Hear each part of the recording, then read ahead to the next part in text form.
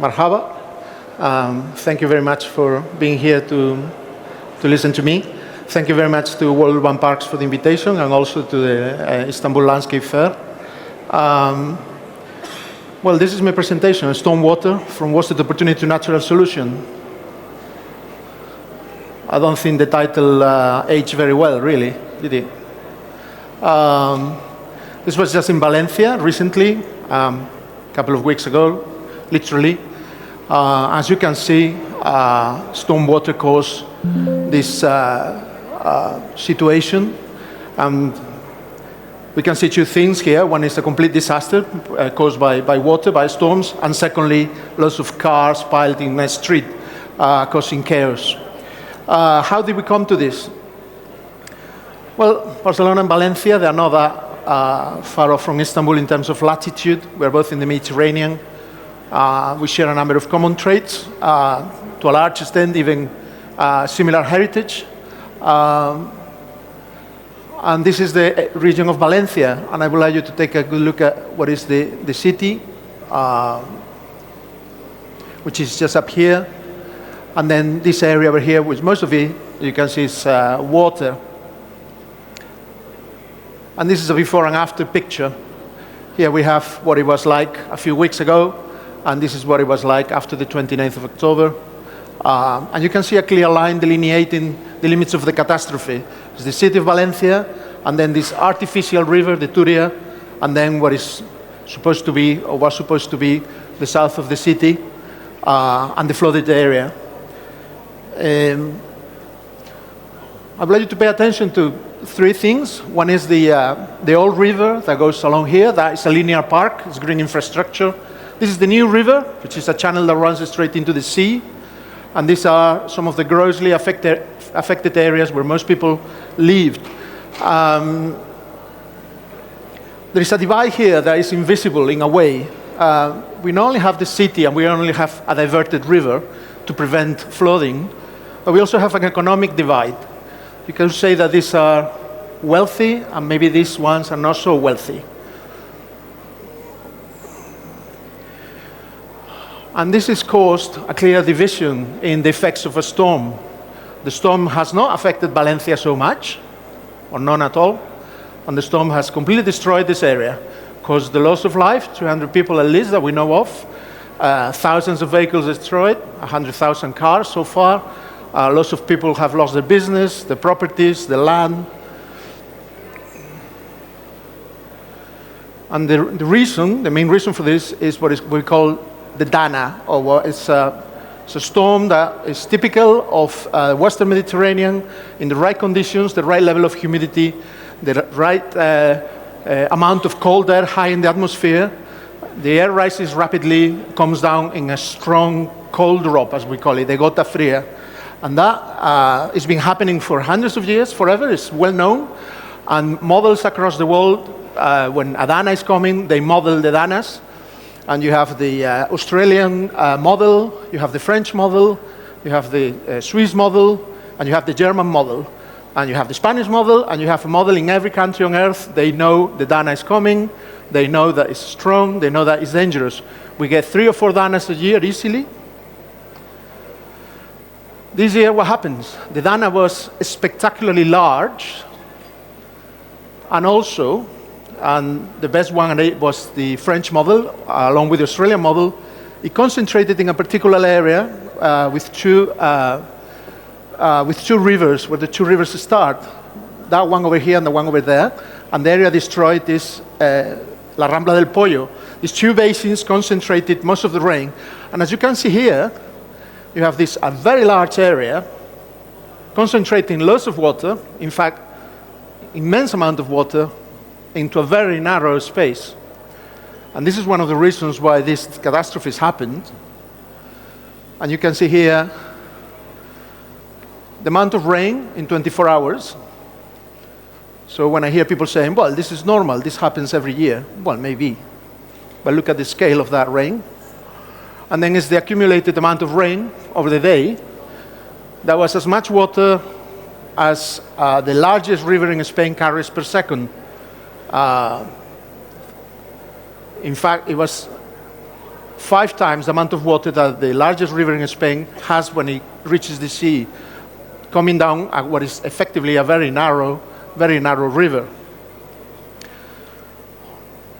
Not only that, the amount of space that this little river needs when it's full of water is that scale. We're talking about here almost half a kilometer wide. And when it hit the town, this is the width available.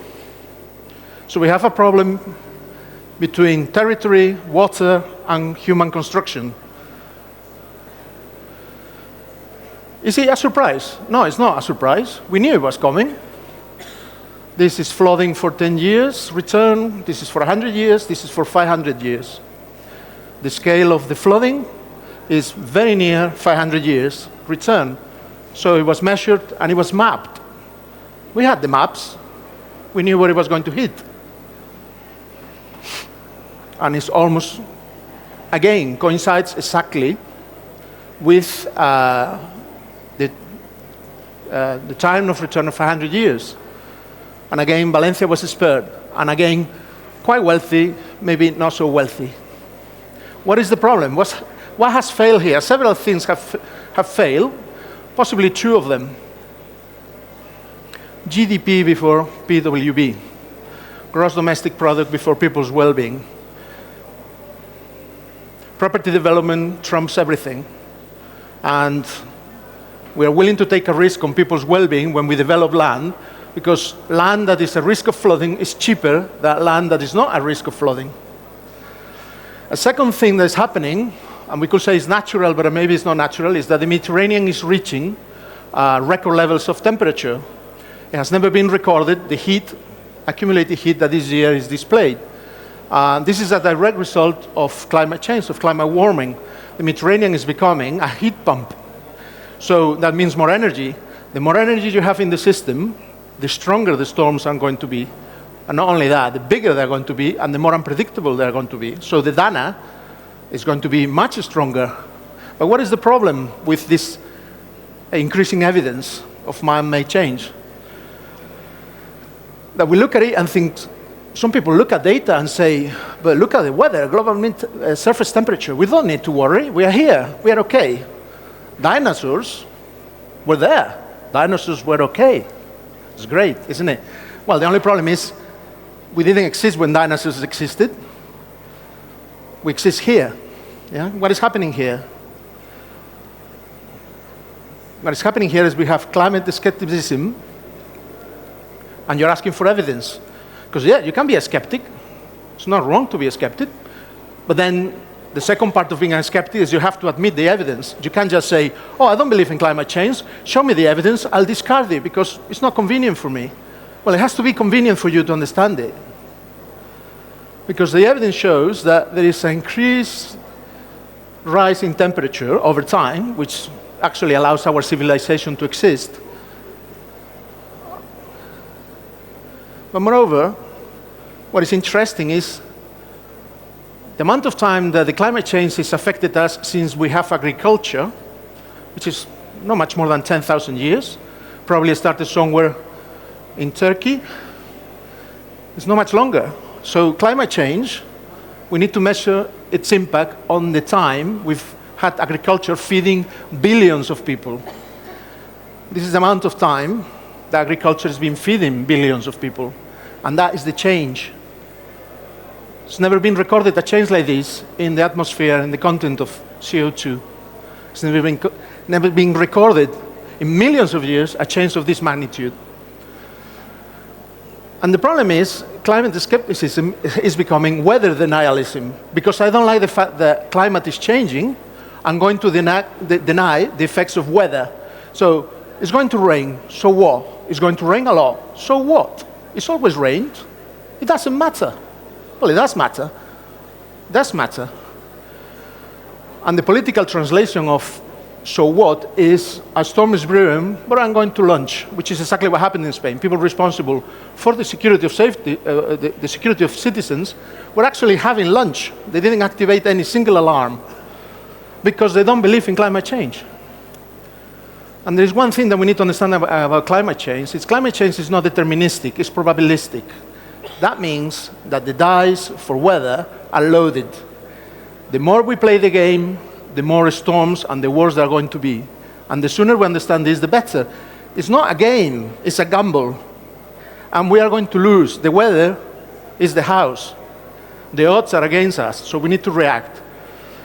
Where does this tie in with Barcelona? I'll try to make it clear, but before I'm going to tell you that amongst all the loss of life, loss of property, destruction of the environment, not taking preventative action has caused the loss of 90 schools that are damaged, 12 completely destroyed. This is a catastrophic impact on the education of young people. We are gambling not with our future, we are gambling with the future of our children. This may be difficult to understand for some, but I understand it. And I think we need to take action in this direction. So Barcelona is a fairly small city, nothing like Istanbul. It's almost as nice as Istanbul, but not as big. And it's very, very compact. And it's not very green. We have lots of green corridors that we built over the years. And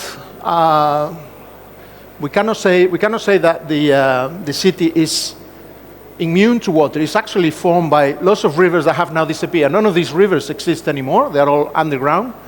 But the city itself reflects the presence of these rivers. This is the famous Ramblas. It's a street that is shaped by rivers. And has the shape of a river because water comes down it. Barcelona is not immune or unknown to floods. It's been flooding for centuries, and some of them very serious, not unlike Valencia. And our solution so far is like we are a little bit late with the Sagrada Familia, so we have some time to spare. We've built massive infrastructures to cope with stormwater. Basically, this deposit is more or less the size of the Sagrada Familia, but just for water, dirty water. But it still rains, and we still flood. And those parts of Barcelona that are not serviced by big deposits are flooding, and they're going to flood because we cannot build huge deposits everywhere. And the truth is we are cheating as well because we build these massive deposits, we fill them with dirty water, but then we have to pump them out to sea in 24 hours, just in case another storm comes. And what we're pumping here is not exactly water. And if you go to Barcelona, don't swim after a storm, okay? Trust me, you don't want to. Anyway, people say, oh, well, it doesn't rain a lot in Barcelona. Actually, Barcelona and Oxford in England have more or less the same amount of water. The difference is in Barcelona rains all in one go, whereas in Oxford it's maybe a little bit every day. So our deviation from Oxford is massive, but we don't have a lot more water. We just have it badly distributed.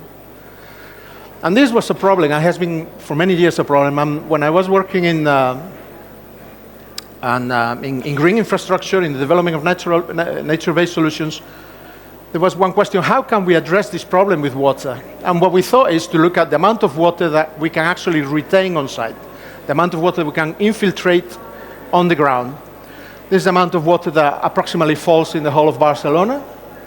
This is the amount of water that roughly falls on impermeable surfaces. And this, we thought, will be the amount of water that we could capture if we permeated some of the impermeable cities. Say, if we break up the paving, if we cover the roofs with greenery, and we sponge the water, and that will be the volume, which is almost like a Sagrada Familia, which is almost like one of those deposits. This doesn't stop us from building deposits, but it does mean that we add resilience to the system. We have an extra deposit on the surface. We are making the city like a sponge. And also we started looking at the issues of hard engineer versus soft engineering. Not only water quantity, but water quality. Not only trying to put things into a pipe, but actually retain things on site and use it for the good of vegetation, green infrastructure, biodiversity, and so on. So our conclusion was retaining stormwater where it falls helps to mitigate its impact. It doesn't pick up speed, we laminate it, goes slowly, stays in place. And here we have a rogue slide because this PDF is not quite what I had in mind, but this is famous Parkway. And you think, why are we looking at this park? Because this park actually is designed to collect water. It's a 19th century contraption. This surface is, you can see in the previous slide, this surface here collects water from the mountain and drives it down the columns to an underground water deposit. Such a size that it's actually navigable. So the whole park is a gigantic water collection system. So nothing new under the sun. We're not proposing anything new. We're just going back to the origin. Being original means going back to the origin. Being original means recovering those things that existed and we have neglected in our civilization. So for the last 15 years, we've been working on solutions, nature-based solutions on sustainable urban drainage systems, both devices and networks. And we have tried lots of different solutions adapted to our climate. This has developed into a number of possibilities. This slide probably concentrates a number of failures and success stories.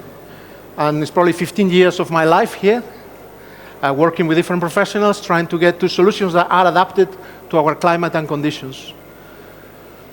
We had to be systematic about it. We had to select what systems work, what systems didn't work, adapt them to Barcelona. We have to study the properties, whether they were more mechanic, more engineering in the workings, more biologic. We have to classify them, study them, and then propose them to the architects, to the landscape designers, to the engineers that need to use them. Because it's not us, the green people, that need to believe in these things. It's not us. We believe in this already. We already know everything we need to know. It's the architects, the engineers, the landscape architects that are not working with these systems. They need to understand them, they need to know them, they need to love them, and apply them. And so far, it's taking a while. But with hard work, we developed systems to actually measure the life cycle, how much they cost over time, because there was a question, maintenance. How much does it cost to maintain these systems? We went through the whole process of studying the life cycle and convincing the city that this was an investment, not a cost. Preventive action, green infrastructure is preventive investment as well. You're investing, you're not spending. So new parks like this one, they have the SUD system included. So we have a water collection system connected to the water collection system of the city, but already collecting a substantial amount of water that is never going to enter the deposits, the stormwater deposits. We shape parks in ways that collect water, so we have to innovate in forms and shapes, and this needed professionals ready to risk new formal arrangements and new solutions. And this created a new urban landscape, a landscape that was not quite like we had before. This is unusual for Barcelona, and some people said, this is not what the city is like. And it literally meant taking cars away. The first picture I showed, you see lots of cars pile up in the street. This is not going to happen in any of these streets because there are no cars. Cars are not necessarily the enemy, but they're not a friend either. Most people that died in Valencia died trying to save their car. So you know. And these innovations, in terms of thinking, in terms of engineering, in terms of soil properties, allow you to rethink the street. Suddenly we can do streets that don't look like streets, because our idea of the street is not a street. Our idea of street is a motorway. Streets can be like this. That is a street. It's just a street unlike the ones we're used to. And a street that is unlike others can be used for play. That is a drainage point. That is where all the water goes when everything else fails. It's connected directly to the deposit underground. You have people playing here. And you can be even more creative. You can redefine entirely what streets need to be like. Why do they need to be a straight line? Why can't they not be like this? Like a kind of jungle. It's difficult. It's not easy, but they can be like that. And they can take water from where it falls. And it can afford a seasonal experience that so far has been missing maybe for 150 years from the city. And also, if you have a massive roof like this one was once, just a barren concrete surface, you can change it into a new habitat. We try to recreate some of the habitat loss that suffered in development. It's a scientific institution, so it's an ongoing experiment. But most of all, once you inspire people in the possibilities of change, when you get plans, and in this case this is the nature plan for Barcelona, you can introduce new ideas to designers, you can introduce new ideas to the people actually doing urban planning. And this is what we did. Using a very basic set of rules, saying that we want to improve health, social cohesion, provide ecosystemic services, and bring natural processes within the urban form, we provided the framework for a very basic set of tools. These are multi-scale environmental improvement tools, and you can use them in any way you want, in any combination you want, and we have a selection of them here, but one of them is sustainable urban drainage systems. It doesn't mean that you have to design according to some rule book, but it does mean that you have to design using these tools any way you want. So you provide the designers with tools. They already can think in terms of things I need to do to get a successful design. It's not just whimsical. And the second opportunity came with this plan to change a considerable, sizable number of streets in Barcelona in green axis. So these streets are dominated by cars, and the idea is that in the future they will not. There will be green axis. And the vision was to change the structure of a city that would normally be barren into a collection of green elements where you can use vegetation to improve environmental conditions, retain water, retain contaminants, provide a better experience of city, and tell cars, maybe this is not your place. And actually make the city more social, more cohesive. And at the very center, right where the old water collection system was, the old sewer, right on top, we have this drainage system, this new natural urban drainage system that collects as much water as possible. I mean, it collects maybe 20% of the water, but it's something, it's better than 0%. So let's make cities green again, eh? Because this is what it was like.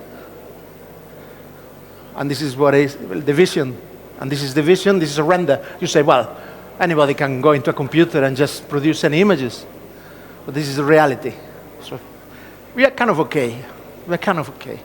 And some of these parterres here are sustainable urban drainage systems. So we collect some water, so we made the city more resilient. So this is one clear way we can use stormwater to our advantage. Instead of seeing it as a problem, accept the risk, accept that there is a danger, accept the risks, and then find solutions. So we have a number of streets now that are taking this shape. And we have rain gardens in very busy crossroads where before the only thing there was cars, really, no use. And now this is a rain garden. Used on water, my friend. And what next? Well, the next thing is, aside from water quantity, water quality. That is the next step. Now I'm researching water quality and nutrient absorption by plants and non-plants. And that's all. Thank you.